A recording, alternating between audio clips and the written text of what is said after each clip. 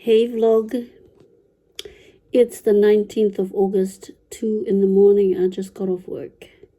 My shift started at 6 yesterday evening, and we didn't make the 2:30 full-time 8 hours because we're a bit down with demand at the moment, because it's just during winter it's a bit of a slow season for us at work. So anyway, but I wanted to talk about something that happened to me near the beginning of the shift. A male supervisor was trying to make small talk to me. I get it. I mean, but he did one of these dumb male things that men say to women in very inappropriate things. And they think it's a joke, or I don't know. I think that they think that it's okay to say. But anyway, so I'm minding my own business. He's close by to where I was at, doing my work, picking and packing or picking fruit. He looks up, and he's close enough that we can have like a bit of a small talk. He goes, "Did you have a good sleep?" I was like, why would you ask me about my sleep? Yes, I did. I had a great sleep. Thank you. Well, okay. The other thing also about this guy is that his English is a second language, so his grasp of English is not very, his communication is lacking, shall we say. But anyway, he managed to eke out of his mouth, because like when I close my eyes, I had a good sleep too. When I close my eyes, I go to sleep, I see your face. I was like, you see my face when you're sleeping? When you close your eyes, I always see your face. And then he sees the shocked look on my face. Like, I'm usually not lost for words. I'm very forthcoming everywhere. And he goes, I think, and he tries to cover. Oh, and he mentions another guy's name, and he's like, yeah. And I also think about that other guy. I was like, dude, I caught you. You just said to me that you see my face when you close your eyes at home when you go to sleep. Ick, weird. Anyway, that didn't sit well with me for like the next 5 minutes. It kind of threw me, like literally. I know that on the surface of it, it's not really that big a deal. Like some people are just, it's no big deal. Just get over it. But fresh off the, not quite the heels, but I supported this young girl. I think she was 19 at the time, handle a sexual harassment situation at work, supported her, and that person was let go. So for her, it began as, I think, like this, just like something that's hanging in the air. Something inappropriate has taken place. Lines have been crossed. A boundary line has been crossed, but it's almost imperceptible. Like it's barely there, but it's kind of there. So it's hanging in the gray space. I nipped it in the bud. I went up to him and I said, when he said what you said? When he said that you close your eyes and you see me in your sleep? I didn't feel comfortable with you saying that. And he was like, immediately apologetic. Oh, so sorry. Oh, I didn't mean, I just looked at you and your face was shining. Oh, your face was shining? You mean you saw my face and you thought maybe I look beautiful? That's the only thing I can say. I don't know. For him to just let out something like that, I close my eyes and I see you in my sleep. Like, like the kids say, the fuck? Like, why would you think of me and you close your eyes? Why would you even say that?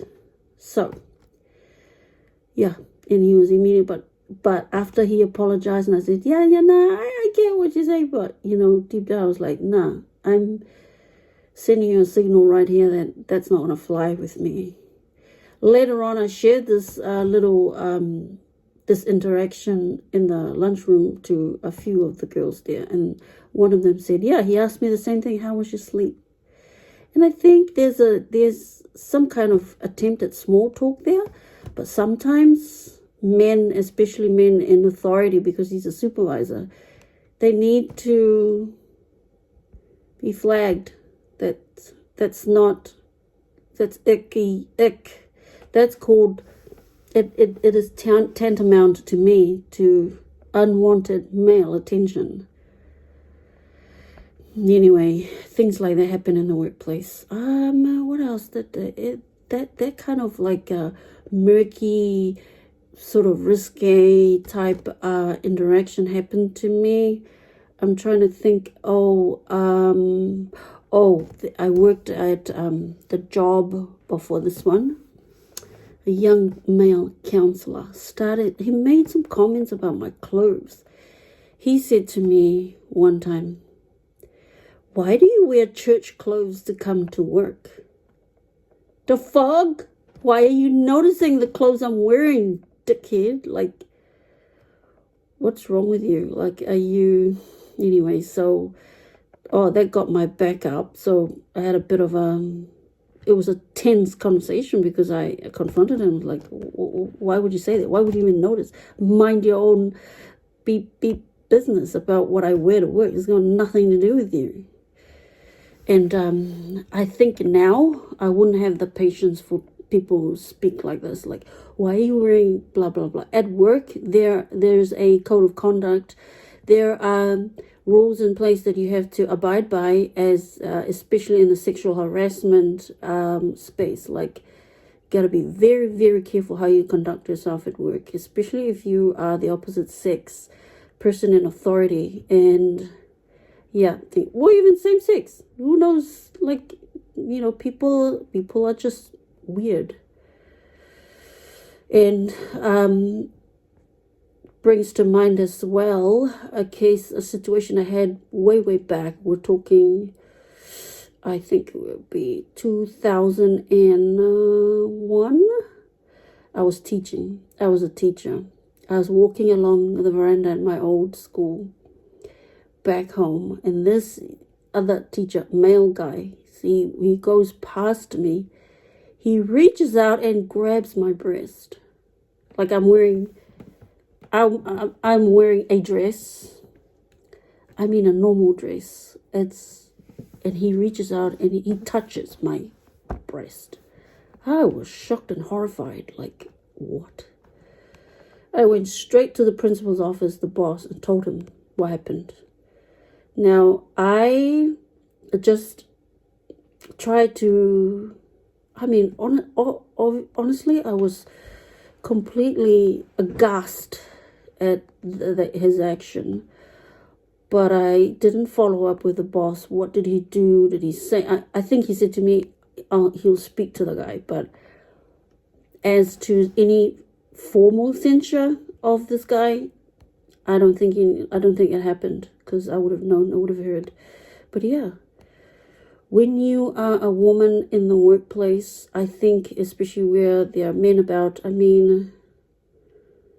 generally on the whole, I think a lot of men behave themselves and they are professional and they observe people's boundaries, but you do get the odd, this kind of person who thinks that they're gonna have a chance, that they're just gonna go for it. This is their one shot. They're gonna, I don't know what goes on in the heads of these men who do that. And I'm speaking mainly about men, because I think there's still a strong sense of misogyny out there amongst men about women, about the place of women and women in general as a sex.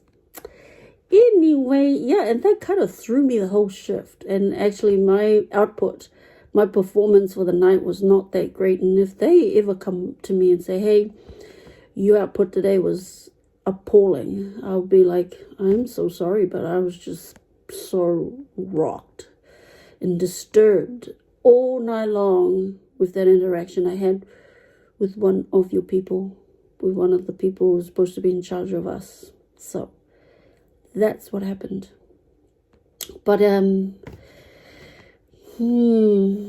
that's what I wanted to share. I think in a general sense for us women to be, and I think this is especially so for young women who have yet to find their voice, to push back, especially with an authority figure in the workplace. What do you say, especially if it's like so fast, so quick, that you're just like, did I dream this? Am I going crazy? Am I making a mountain out of a molehill? Like these, you start to doubt yourself. But I think your spirit and your gut knows when something, as I was saying, when something like this happens, I think, and I did say to the young girls, the two of them, that when one of them that I was closest to, and was asked the same question by this very same guy, the supervisor, I said to her, well, next time if anything like that happens, don't let it ride. Like, you just confront and say, excuse me, I'm sorry, but when you said what you said, it made me feel uncomfortable. And just leave it like that and see how they react. Because you're not accusing them of anything. You're just telling them how you felt about it. So it's dripping with meaning when you say something like that and you confront somebody.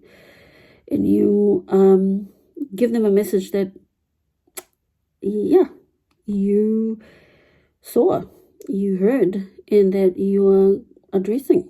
And it's not going to be like sitting in this like awkward space that you're going to come back and do another, have another round, another go at making me feel uncomfortable. No, it's got to stop. So anyway, that's what I said to her. And I know that a lot of people, maybe not even something like this, maybe something else, but your spirit and your gut will know it.